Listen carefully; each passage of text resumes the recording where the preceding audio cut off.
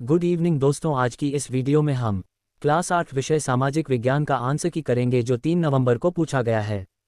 तो चलिए बिना किसी देरी किए शुरू करते हैं। 1. झारखंड में कितनी प्रतिशत आबादी अनुसूचित जनजातियों की है? ए 22%, बी 32%, सी 26%, डी 23%। इसका सही उत्तर है ऑप्शन नंबर सी 26%। 2. सामाजिक न्याय के लिए क्या आवश्यक है? ए निष्पक्षता, बी शिक्षा, सी भारतीयता, डी जागरूकता।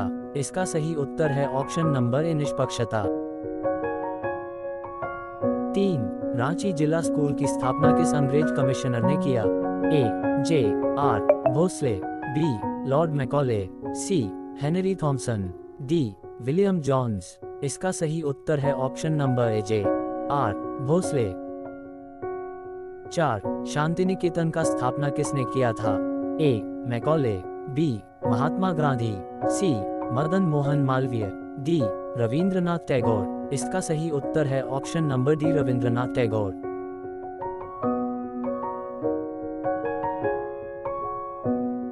5.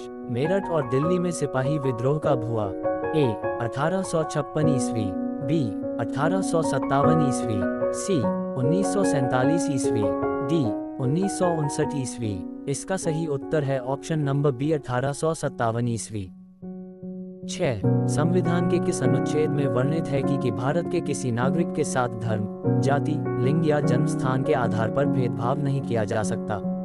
उत्तर: संविधान के अनुच्छेद 15 में यह वर्णित है कि भारत के किसी नागरिक के साथ धर्म, जाति, लिंग या जन्म स्थान के आधार पर भेदभाव नहीं किया जा सकता। 7. चार्ल्स वुड्स के भारतीय शिक्षा के लिए भेजे गए नीति पत्र को किस नाम से जानते हैं? उत्तर: चार्ल्स वुड्स के भारतीय शिक्षा के लिए भेजे गए नीति पत्र को भारतीय शिक्षा का मैग्ना कार्टा के नाम से जानते हैं। 8. समानता से आप क्या समझते हैं? राजनीतिक समानता क्या है?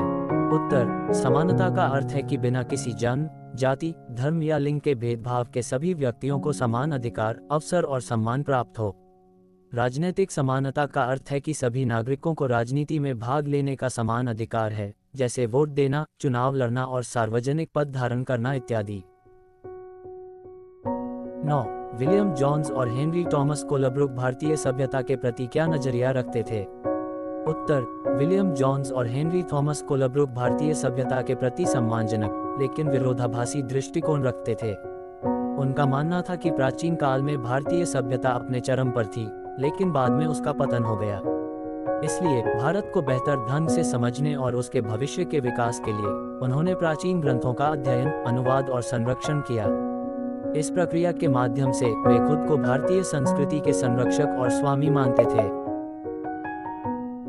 10. आदिवासी जनजाति के लोगों का जीविकोपार्जन का प्रमुख साधन जंगल था, कैसे? उत्तर: आदिवासी जनजातियों का जीविकोपार्जन जंगल पर इसलिए निर्भर था क्योंकि जंगल उनके लिए भोजन, आश्रय, औषधियां और कई अन्य आवश्यक संसाधन प्रदान करते थे। वे जंगल से फल, फूल, शहद और जड़ी बूटियां इकट्ठा करते थे, जानवरों का शिकार करते थे और जंगल में पाए जाने वाले संसाधनों से अपनी जरूरत की वस्तुएं बनाते थे। जंगल उनकी संस्कृति और धार्मिक गतिविधियों का भी केंद्र था।